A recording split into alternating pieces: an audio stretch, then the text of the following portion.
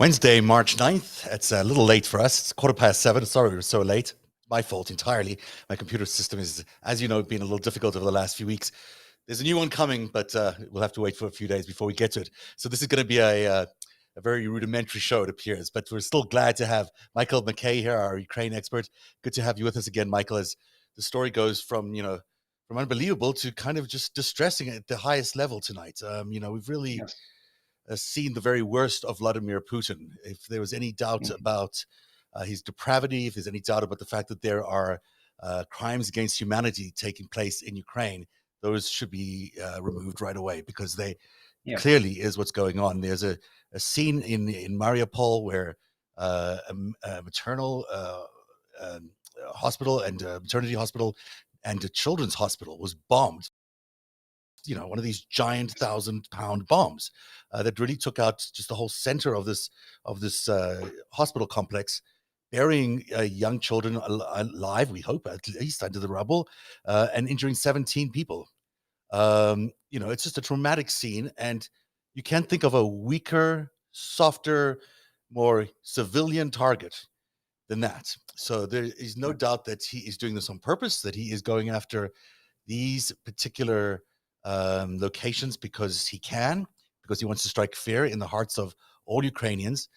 There was an interview tonight with the deputy mayor of Mariupol, who said that the death toll had gone up to about 1,000 and was climbing, he thought, till three or four times that by the time they'd done the actual count. So it could be as many as 3,000 to 4,000 people dead in Mariupol, which is unbelievable, because the official death toll right now is what it's still in the 500s or somewhere in the hundreds, right, across the country. Now we're talking about one port city of Mariupol, accounting for could be 3,000, 4,000 deaths, and the destruction there is unbelievable. I do have some video. I'm going to try to find it for you as we talk a little bit here. But this is shocking for all of us just watching from a distance. But this is a country you know very well, Michael. This is a country you visited for over 3 decades. You know it's really well. You must be devastating and worrying watching all of this. Yes, it's overwhelming. It's very distressing, and I have to keep calm to be able to express myself beyond just outrage, for sure. And tell me about those scenes today. I mean, it certainly seems like a turning point.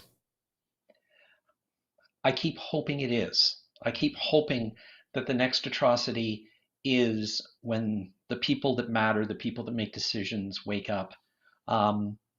Because I've just been saying for so long, there is no limit.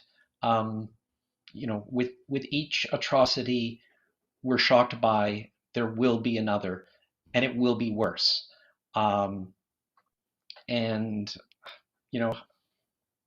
Me, along with millions of Ukrainians, are just saying, wake up. The cries of desperation what more can we do except show you what's right in front of us. The cries of desperation have gotten much more desperate. Clearly, the mood on the ground is we can't do anything until the skies are closed, as they put it, and then it really needs to happen. How it happens is a whole other question, but that it needs to happen is undoubted. We can't have entire cities obliterated in the way he's doing with these 1,000-pound bombs. And then also targeting these civilian populations and then starving them. I mean, the idea of in this day and age of not allowing people to eat and have food or heating. I mean, it's the height of cruelty. It's inhumane, and the Russian people certainly aren't like that. So why is this Russian leader acting like a barbarian in the middle of the 21st century? It's ridiculous. It's insane.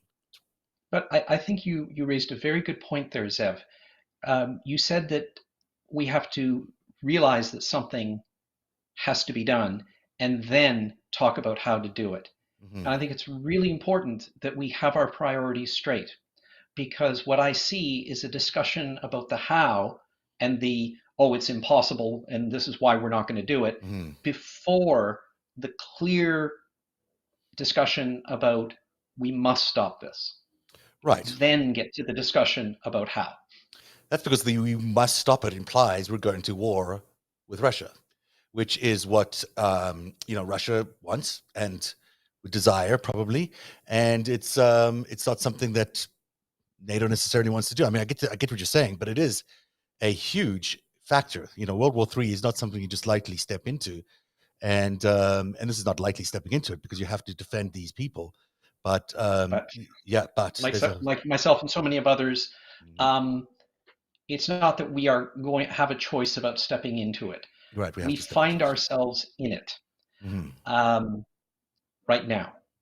Um, and if we choose to call it World War III, then we're distancing ourselves from it and saying, oh, but what about our imagined World War III, Hmm. the one that uh, so many people grew up with from the Cold War? So if we put that aside and say we're actually in a large war, Hmm. you know, and we'll let the historians say what to call of it. Hmm. And Russia is the driver of this war. It is the aggressor state. And if we say, oh, it's only at war with Ukraine, we're making a fundamental error. We're ignoring what Russia says, that it's at war with the West, and what it does, which is to fight a vicious kinetic war in Ukraine and what we can call loosely a hybrid war everywhere else in the world. But Right. And don't so think that that yeah, distinction is going to be maintained. yeah, you So I cannot. want to say that we're already in a large war, and it's of a scale that we have not seen for 80 years. Mhm. And of course, what you're saying there is so true. We don't need any more details of how Russia attacked the United States. I mean, we know that the United States has been under attack by Russia in much the same way as Ukraine has been under attack by Russia for the better part of the last, let's call it 7 years, 8 years, but probably longer. So there's no doubt in my mind that we are seeing in Crimea and in Ukraine today what might happen tomorrow in the United States. We are not that far away from Russia when you really think about it, and there's a lot of opportunities for them to mess with the United States in terms of war.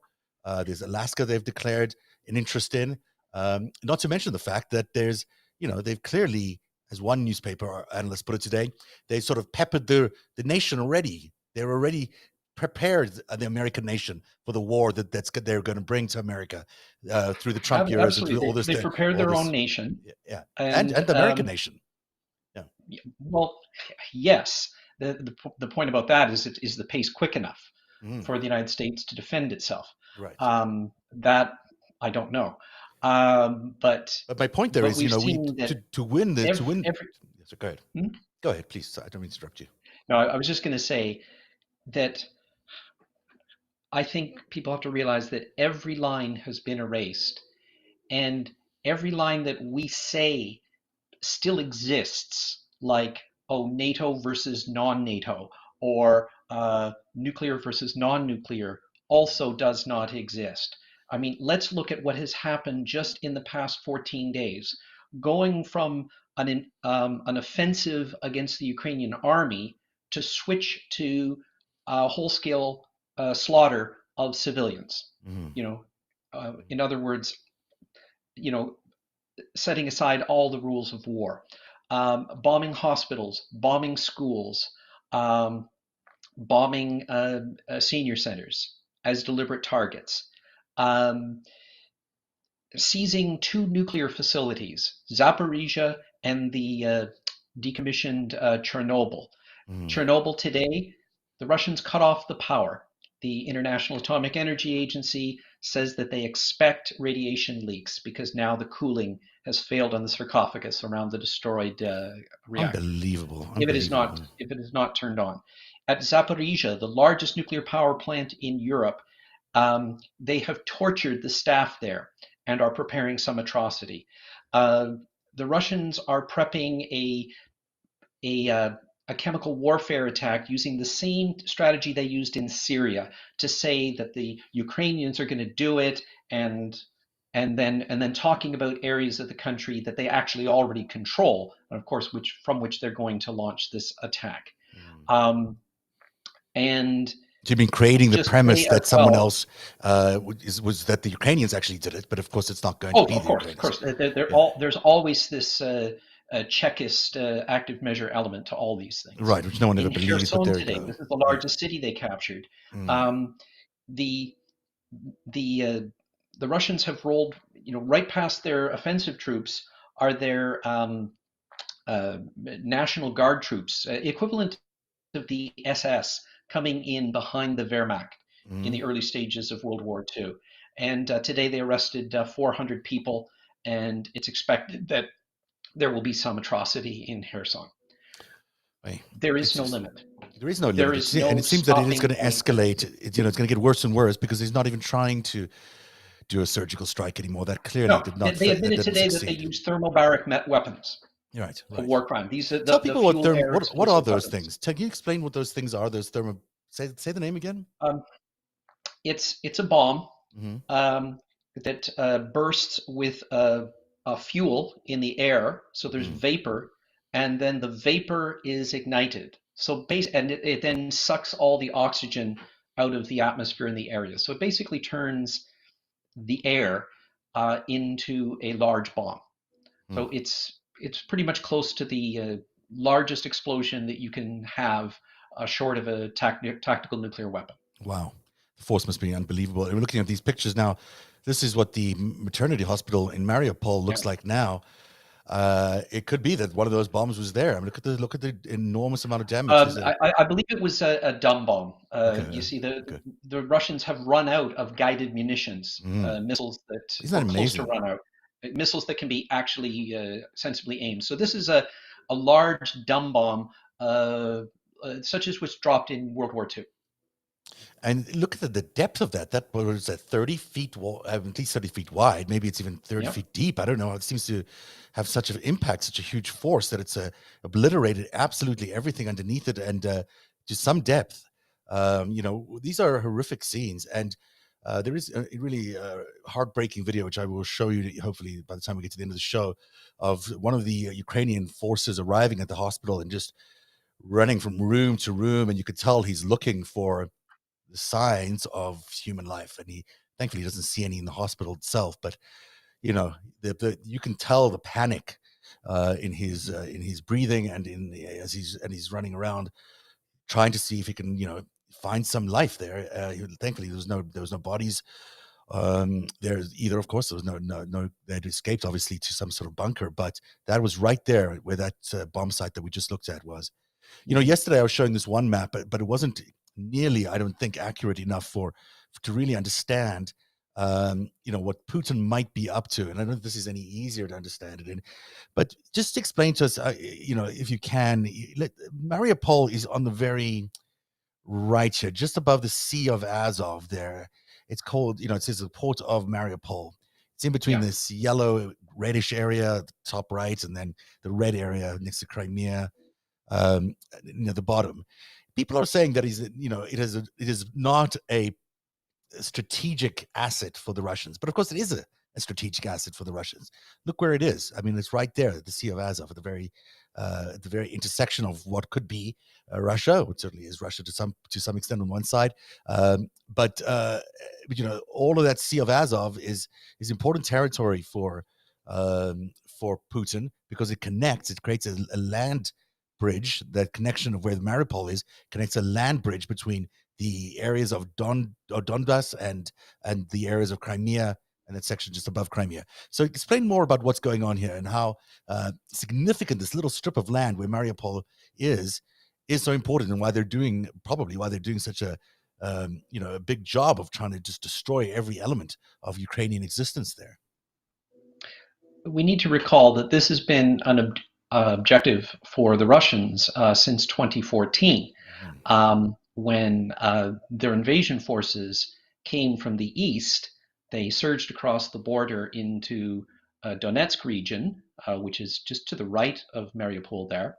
Mhm. Um, and they did this a few months after they had invaded and occupied Crimea. Um, and so what they were trying to do is to take it from the east. But the Ukrainians stopped them east of the city, and it had been that way for the last 7 years. So now they were barely able to break out from the east, but by coming from Crimea, they were able to take all of that coastal area of the Sea of Azov. They were able to take the other Ukrainian port called Berdyansk, and now they're going after the largest Ukrainian port on the Sea of Azov, which is Mariupol. Um, Right. it would turn the Sea of Azov into a Russian lake. So an international body of water would stop being that effectively if this were to And happen. choke off Ukraine's economy to a large extent, because I think Odessa does let them enter the Black Sea. But let's just say they are successful in capturing Odessa, because we know that's on their to do list here. Um, the goal is to choke this country, this purely independent country, is respected around the world as an independent country, that has been for 30 years, to choke it off from its main artery of economic trade. I mean, this is where Yeah, a lot of the wheat in the country in the that's world true, gets and that sent out. I mean, and it's a that was the objective for the past few years. But I mhm, think now we have to go beyond that. Yes, yes, of course, the objective is to choke off the economy, but the real objective is to destroy Ukraine. mhm, Um, and we can see that uh, the Putin regime is now all in on that. So it mhm. would not be enough for them to leave any part of Ukraine independent and not under their control at this Right. point. Now, they have not made the moves on Kyiv that we'd expected. They've been pushed back from there. In fact, Yes. when you look at this other map that I just took off, I'll bring it back up. I mean, it does seem like they are very focused on this coastline. They're not necessarily moving into these other areas. I'm not saying that they won't, and that there is not a lot of damage in these other areas, and a lot of missiles being poured on them. But the intensity of the attack seems to be based in this one zone along the coast Hmm. here.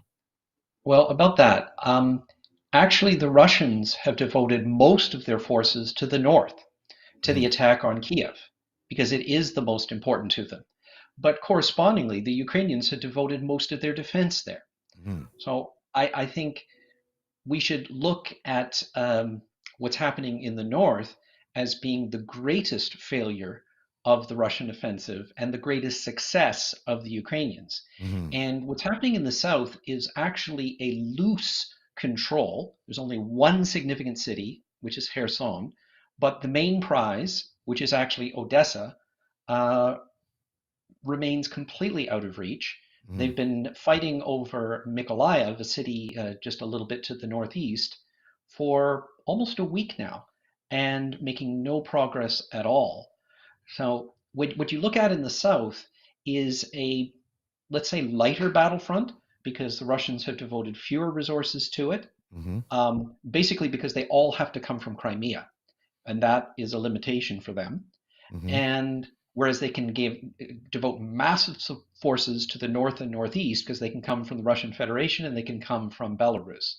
So the main battle actually is in the north, and that's where it's been the poorest. This lighter battle in the south has had more success in terms of territory on the map, but in the sense of getting actual gains, very little. And I would Mhm. say, with the exception of the fact that they seized the Zaporizhia nuclear power station and have the opportunity to create um, an environmental catastrophe such as the world has never seen. You told me, have you been to this region? Have you been to this coastline? Do you know very much about, or can you describe what Odessa is like? Because I hear it's a particularly um, pretty important historic city. Oh, very historic city. Um, uh, let's say a 300-year history, very cosmopolitan. Um, Before the occupation by the Bolshevik Russians. It was just so multicultural. Uh, Ukrainians, Russians, Jews, Germans, Greeks, Armenians, incredibly cosmopolitan kind of city, very worldly as a port.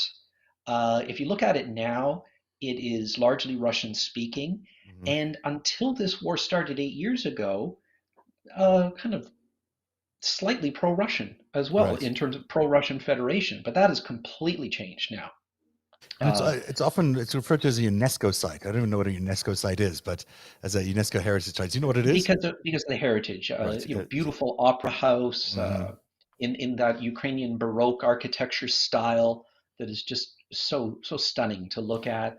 Um, I'm saying that because I think and it's important for people to realize that these are incredibly important cities that are being bombed into oblivion here. I mean, Mhm, Mariupol is maybe not a spectacular example of one of these cities because it has a lot of that Soviet architecture, but still, it's one of these beautiful old cities, and as is Kharkiv, mhm, and mhm. we in North America would love to have cities with such historic architecture and also such beautiful boulevards and embodying a certain kind of way of life. That these places are just getting bombed completely into submission and into nothing. Yeah, and if you look at like there's sites around Mariupol that were Greek colonies Mhm. in ancient times. So they go back almost 3,000 years. Um, Right. and Also the Scythian culture, even before that. So, incredibly rich history and culture um, and importance, I would say, to the West. Now, Putin hasn't only been doing all this in the parts of Ukraine that are mostly well known. He's also been doing a similar kind of thing in Moldova, which is in this Transnistria area. What is going Hmm. on in Transnistria, and why is that important? Okay. As the Soviet Union was breaking up, um, the Russians intervened in a, let's say, civil war that was happening in Moldova. Mhm. And they ended up in a region, this sliver on the eastern side of Moldova, on the east bank of the Dniester River. Mhm. It's a big river that goes north and south and drains into the Black Sea. And they've been there ever since. And what the Russians call peacekeepers, of course they're not peacekeepers at all, are in fact an army of occupation. Um, and it's actually quite small, but just a sign of where things are now, because of the losses that the Russians have suffered in the offensive in that area around Odessa, and you have on your map Kherson, because of the tremendous losses there. Ukrainian military intelligence assesses that the Russians may be ready to deploy these Transnistria Russian occupation soldiers. It would be about 800 soldiers. Hmm. So not significant, but I think that speaks to the desperation Does of the certainly. Russians at this point. I mean, they certainly are not stopping. There's no doubt about it. I mean, this Oh is no, they they're wouldn't hold back and yeah, say, "Oh, that would be attacking from yet another country. That would be attacking the furthest west. yeah. That would be attacking just slightly across the border from Romania, a Mhm. NATO member." None of that holds back Right. uh, Russia. I was really hoping to show you some of this video because it is such a dramatic video, but because I can't find it and I don't want to just keep talking about things while I try to look for things. But your explanations are fantastic and interesting, and there's also so many questions from the audience. I'm gonna, if you don't mind, let me Sure. just quickly get through some of these and see if what they are saying here on. This is at narrative.org/TV. If you want to get to be part of the conversation, join the chat at narrative.org/TV. I'm still not sure Mike understands. I think it means, yeah, Michael, okay. Understands that if we directly support Ukraine, that we end up in both Third World War and a nuclear confrontation. Do you? Do you understand that? I understand that that's a risk, and that this is a risk in all diplomacy and all conflict Mm-hmm. for the past almost 80 years. Um, so the question is, how do we manage this? Because that is what we have had to do um, in international relations in all of our lifetime. How do we manage it? And the word about directly support, it shows a distinction that we make. Direct support would be what? Shooting down uh, a Russian bomber with a with a non-Ukrainian fighter jet versus indirect support. Oh, giving the Ukrainians a fighter jet and painting it in their colors. Um, and I'm saying that this distinction does not make a difference to the enemy, Russia. It does not change a calculation about nuclear war or non-nuclear war. It does not change a calculation about World War III, which again is a definition we make and not one that the enemy has. So I do think there's a trigger point that they will look for. If they have it, they'll use the excuse. If they, okay, if but they, why do we think that? Why do because we that's the think way that they there's a do it. trigger point? That's the way they do things. They're always looking for an excuse to do something. But they Whether they would make it find an themselves, excuse anyway, and if they don't. Find it, they'll make it up. Look at probably. I they mean, I'm made not. up I an agree with you. excuse It's that not that big a Ukraine was a difference. Nazi regime to attack it. Yeah, I know. Yeah, true. They're denazifying Ukraine. Yeah, and then demilitarizing it. Which how can you say that after all the bombardment that they've done? That's in the country since they started. I mean, it's completely illegitimate. We Andrew may wants to look at know. this rationally, but they will not. Andrew is saying, not to take anything away from the women and children and babies, but please also consider the hundreds of thousands of animals, thousands of farms, zoos, rescue organizations, pets, and 50,000+ street dogs. In fact, that is a big point. The city of Kyiv has been struggling with its animal population in the zoo there, and they're all just going to be left to die. It seems. Yeah. It is a really tragic circumstance. I know people think about animals a lot in these situations. They're often the last to be considered. It's Andrews was saying the animals also having a slow death due to lack of food. Yeah, absolutely. My golden, I think this is what we're talking about. My golden is from Istanbul. By now, please consider. Oh, this is about her dog. I think. Okay, we'll do that. We'll consider donating to other animal rescues. Let me see what else is here, and then we'll go back into some of the history stuff that we've got planned. Is Canada providing drones to collect aerial imagery? Can someone not provide a military drone for bombing Ukraine to use too? I think they are, in fact, drones that are being used from Turkey, if I'm not mistaken, and the Canadian cameras, I guess, are being attached to those drones to allow for better viewing of the the drones being targets. provided by Turkey are combat aerial drones. These are the ones that can destroy tanks and armor. As for what Canada is providing, there is an airlift underway from Canada going from Trenton in Ontario to, I believe, Poland, and it's pretty much nonstop. And what Canada is sending is very specialized equipment, like sniper gear, sniper rifles, night scopes. Canada has a very good special operations force, and we're sending them that equipment. And that's what Ukrainians need. That's what Canada can provide. I believe Canada is doing the right thing in what we're doing. Some very specialized equipment. But not the no-fly zone from Canada. I'm just being a little facetious there. No, Canada on its own does not have that capability. Yes, I don't think so.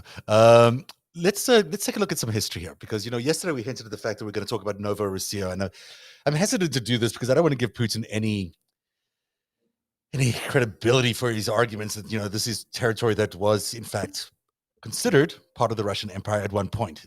Definitely not considered a majority Russian part of the world, because there was always a Ukrainian people that lived there, but it was at one point considered part of the Russian Empire. And he claims in his wisdom that this is what he wants to do. He wants to reunite Novorossiya. So you can sort of see that's what he is trying to do, because when you look at this map, keep this map in mind as you look at what's going on in the eastern part of Ukraine here along this coastline at Luhansk, Donetsk, Crimea, all the way down to Odessa.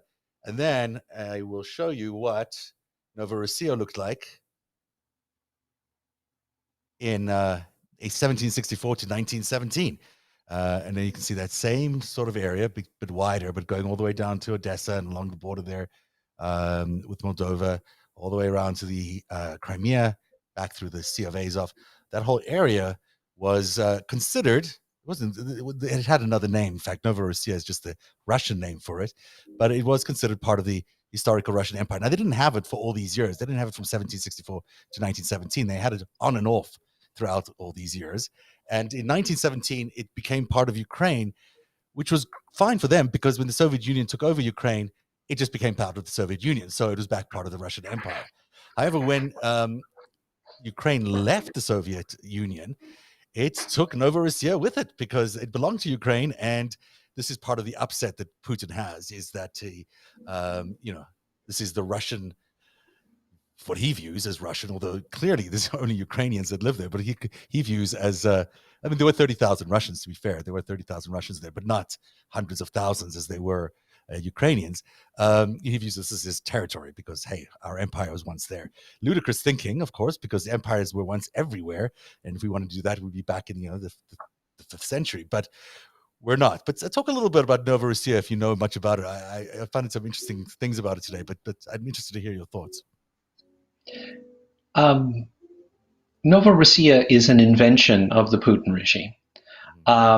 It never existed historically.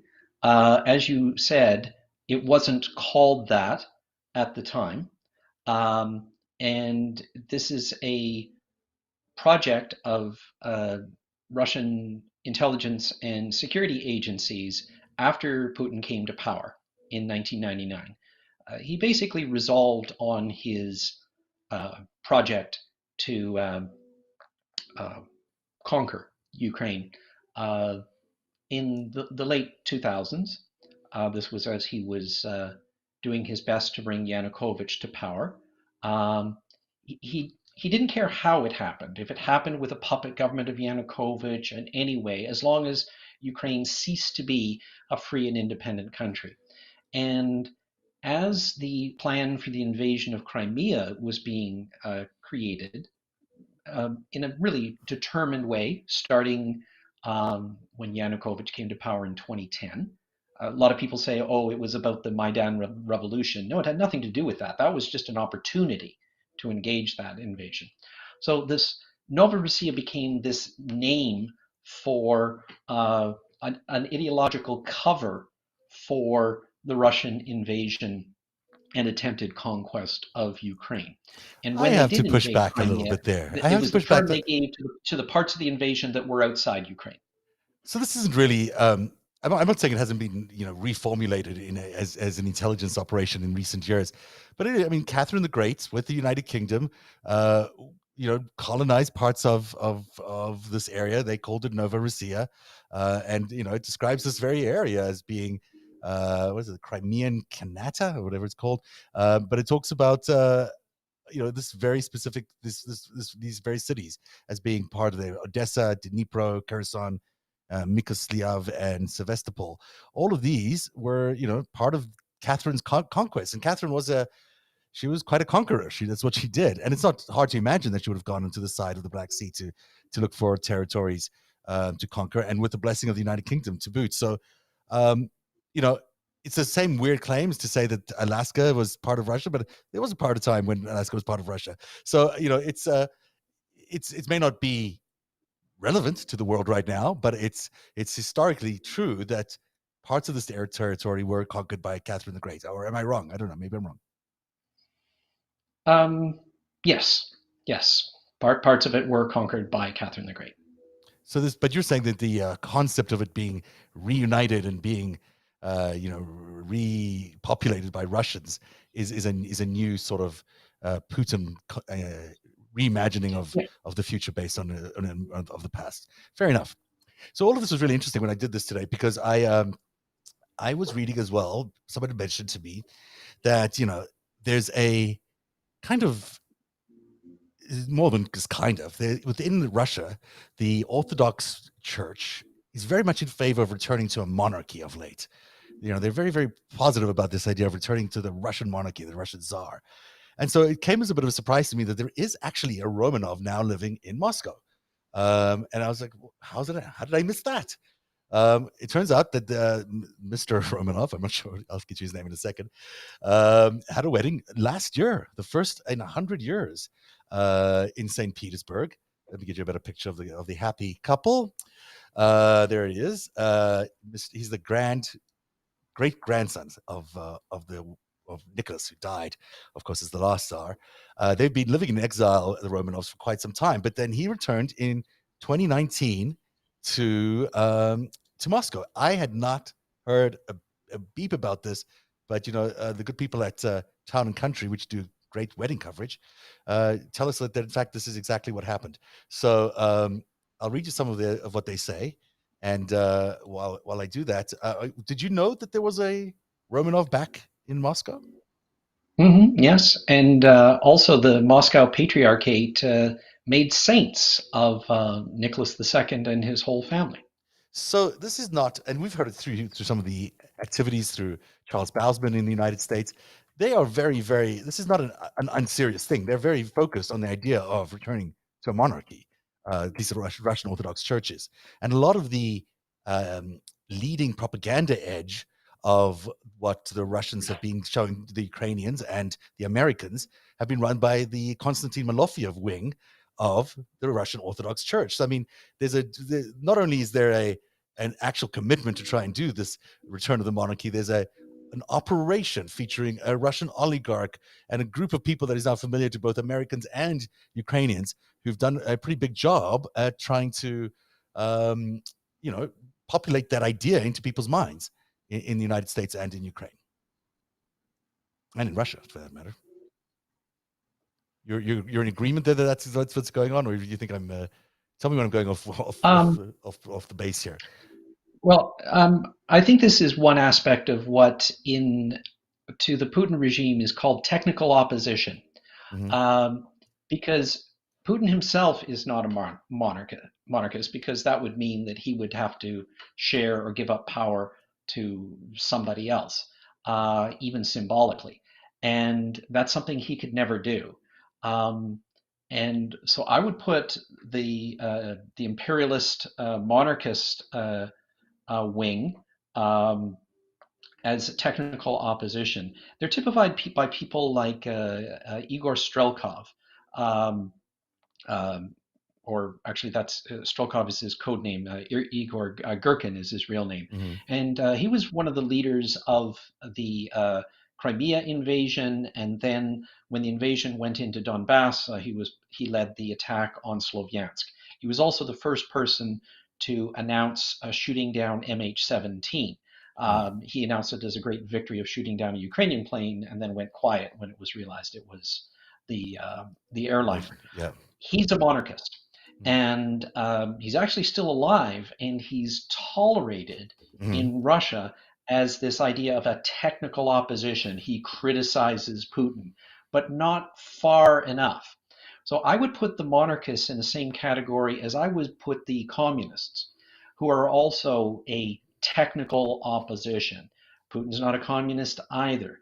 And don't forget that if we look at the last 2 weeks, Russia has moved very quickly from an authoritarian regime to a totalitarian one.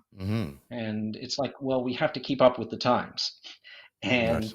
if the monarchist movement or if the communist movement or any of these technical oppositions step out of line, their days are numbered. Understood. Because it's true, but it could be a good way for Putin to stay in power. Judging by the fact he's that always democracies, looking for an opportunity. Yeah, right? But let me use a term that Ukrainians know about the kind of figure that Putin is. They have a term called vozhd,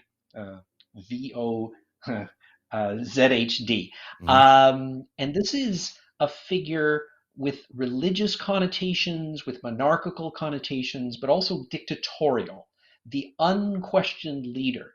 So the closest word, a word we're familiar in German, would be Führer, the leader who is the father of the nation and the guiding light for all the people. And the term for that in Russia is vozhd. And by the way, if you tell this to a Russian, they get very offended because it implies that they are serfs as they were before the 20th century, before the vozhd. Doesn't And vozhd the mean forms thief? of the What is vozhd the word for today thief then? would be like a czar Okay. in the monarchical times. Yeah, I thought it wasn't what's the name of the mob that they call a thief? The thief. That's a different word, I guess, than vozhd. I thought it was. that word. Anyway, Yeah, yeah, I'm my not familiar with Russian's that word. absolutely ridiculously bad. Yeah. In fact, I only know two words. Очень хорошо are the two words I know in Russian. Means very good. So back to the royal wedding here. So 2-day extravaganza happened last year. Will feature a reception at the St. Petersburg Ethnographic Museum, as well as next day brunch at the Konstantinovsky Palace, which will also include an auction and live performance by Queen Sophia of Spain, who was present at George's christening. Okay. Will be in attendance, as well as Princess Leia of Belgium were there, and Sheikh Mohammed bin Hamad bin Khalifa Al Thani, which is the Qatari prince, I believe. That's interesting. And it says here that born in Madrid, the Grand Duke has spent the majority of his life living in Spain and France and was educated at Oxford. He first visited the ancestral homeland in 1992 and now lives in Moscow, where he works on philanthropic projects, interestingly enough. It also says in this other page, which I don't have here, is that the entire event was catered for by none other than, I'm going to try and get his name right, Prigozhin, the Putin chef. So Putin chef. Putin's oligarch chef has also been in charge of doing a whole lot of propaganda for the world, and screwing people's minds, as well as running the IRA. He did one other thing that he did. He has another thing that we can assign to him, but amongst other things, he is his chef apparently, and he catered the entire event for the new returning Romanov.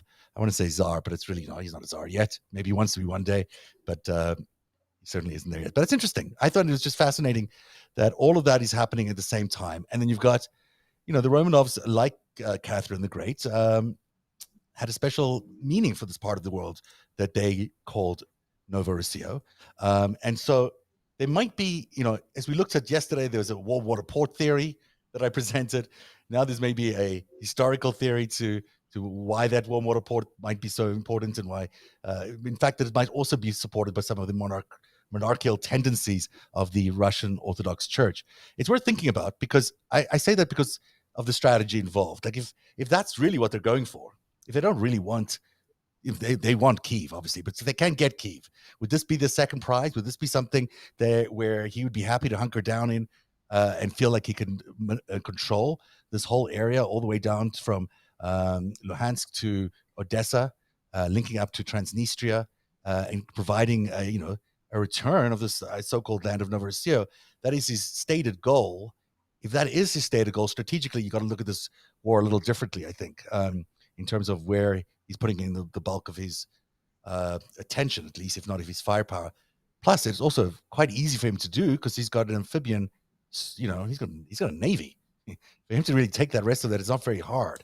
He's just got to get to, he's got to go to Odessa with some sort of amphibian force, and he can probably take it. So, I think it's something worth thinking about. I'm not sure that it changes the calculus that much. I'm not a military person, but I do think it's interesting that might be what their goal is, as this large swath down, or this land bridge. And of course, it's not something that Ukrainians can entertain in any way. Not only should they not have to give any new territory up, because of course not, this war crime has been committed, but any claims towards Luhansk and Donetsk must be completely rejected at this point. I mean, there cannot be any more Russian intervention in Ukrainian territory at all once this war is over. Mm-hmm. Well, I see this as looking at the war from the aggressor's perspective. In fact, what the Putin regime will do is take anything they can and then rewrite history to say that's what they wanted all along. So, Yeah. for example, 8 years ago, they managed to take Crimea, and then they said, oh, it's always been Russian, and we're annexing it. And they managed to take just parts of Donetsk and Luhansk, and they said, oh, these are people's republics that we are supporting. And if they manage to take anything else, they may call it Novorossiya, they may call it something else, but it's not the point. I think we should take a look at this from the defender's point of view. If you look at it from the defenders, say, well, what's going on in Crimea? Well, this is the homeland of the Crimean Tatar people. They are the autochthonous people there. And what they see is a continuation of the genocide of Stalin, the deportation of the Crimean Tatars from 1944. Look at it from the Ukrainian perspective of all the areas in the east there, especially. This is a continuation of the Holodomor, the famine genocide of 1932-33. And, people say history is written by the winners. Well, Putin is not the winner yet. And in fact, he's going to lose. I agree with you. And I agree with until you. then, we should do what the experts in Ukraine have been teaching us about how to deal with fake news. Because things like Novorossiya and Crimea being annexed and these people's republics in the east, they're all fake news. And the way to do it is we start with the truth and we say what's really going on. Then we present this false narrative and we pick it apart as we do it, and then we restate the truth. That is the way that we frame this war, and that is the way we're going to win it. But you don't think that you're not saying that this is not what Putin is doing. I mean, he stated, it's things that he said he's doing in much the same way as what he said. It doesn't mean it's right. I'm just saying this is what he said he's doing. But I'm saying that he was trying he'll to do do anything. If he sees it as something that his people will pick up or something that will dismay his enemies, I think I view it slightly differently in that I think it's important to know that he has, that this might be his objective. And because otherwise you might look at this part of the world and say, oh, it's just the eastern part of Ukraine. He's already had some of that. Well, he's just, God knows what that is. At least Kyiv is going to be okay.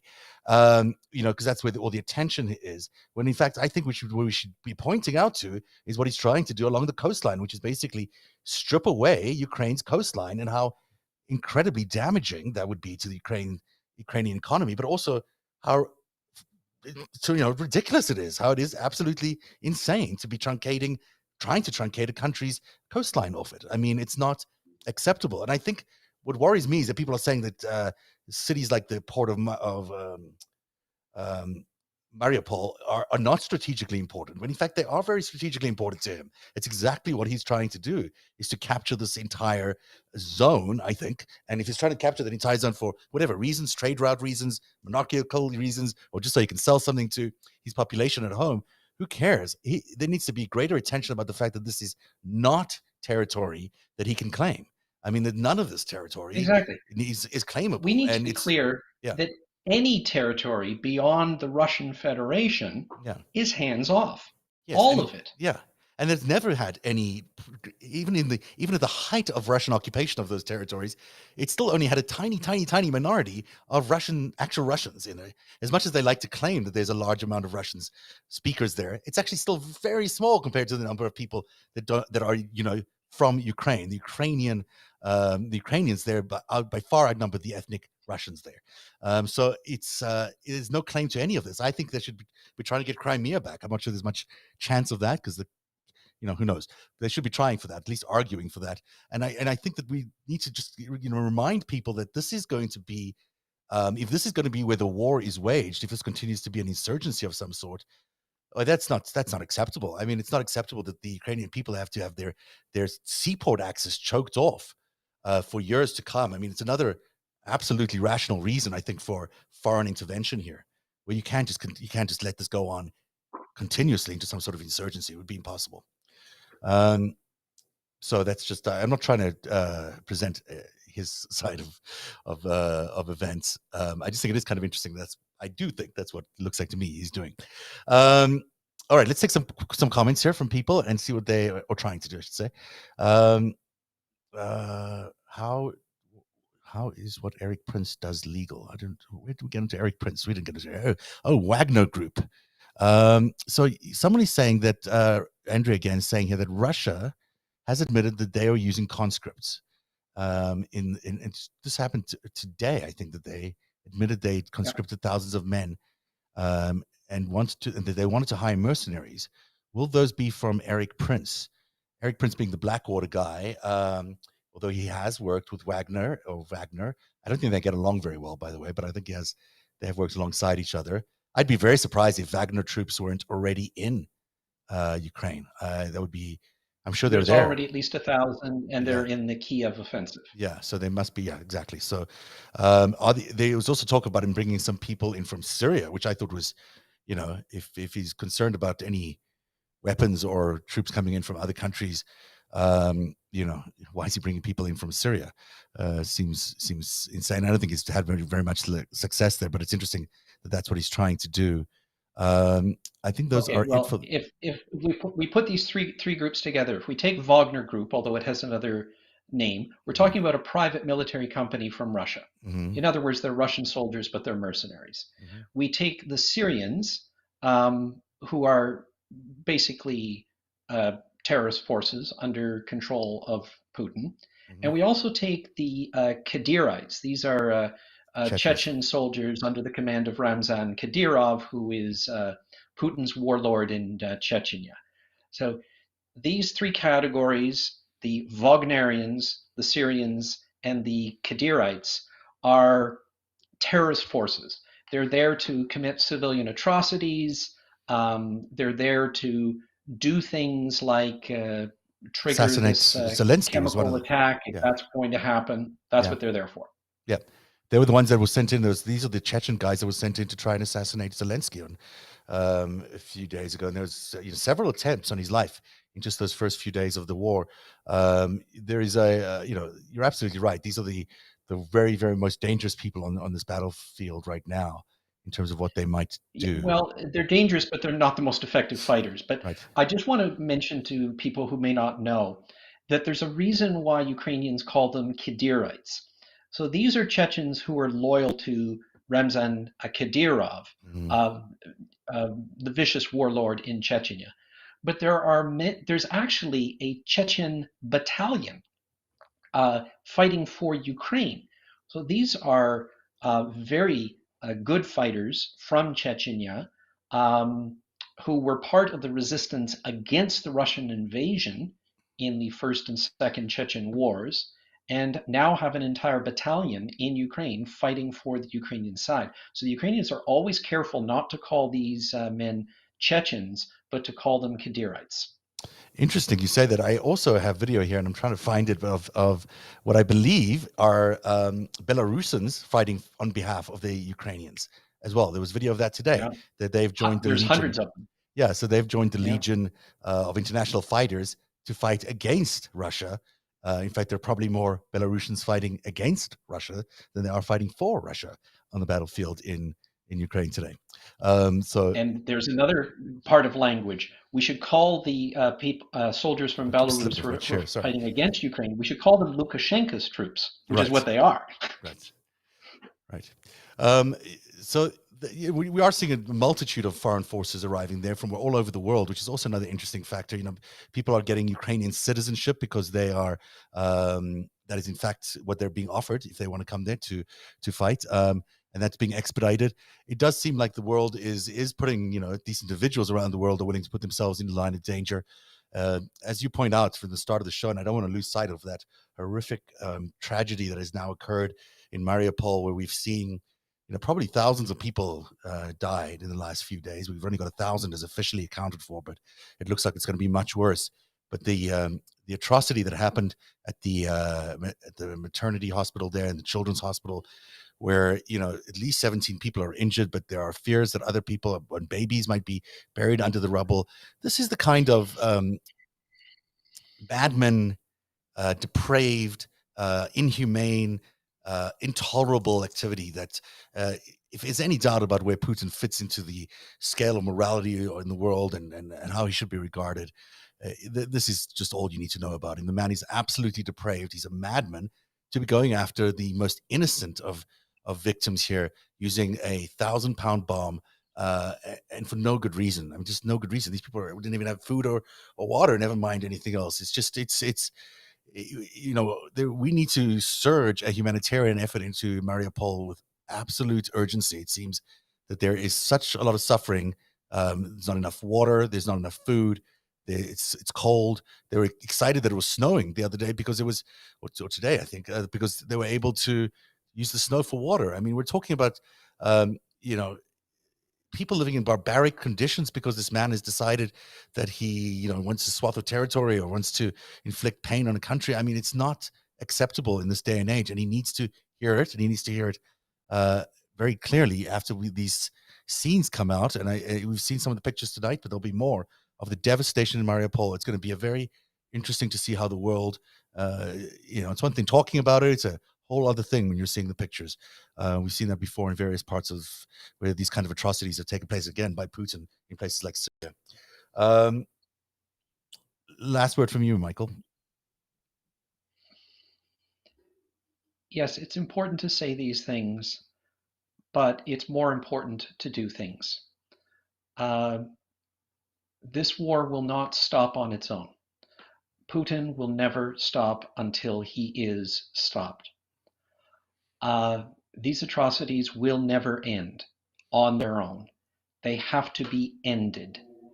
And I think the most important thing, if you're going to give me the last word, it is decide that what we must do, which is to stop this.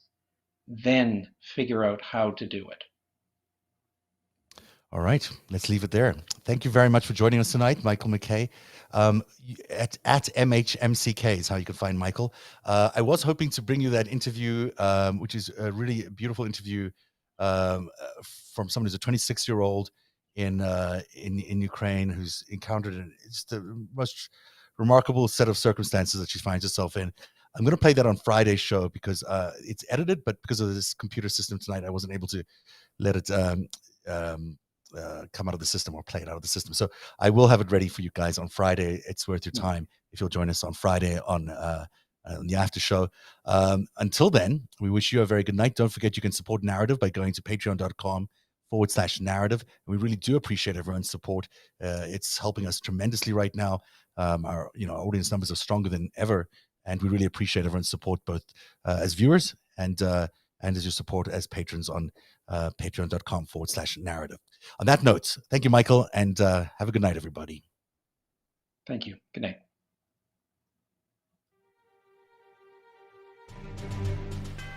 Narrative is made possible by viewers like you.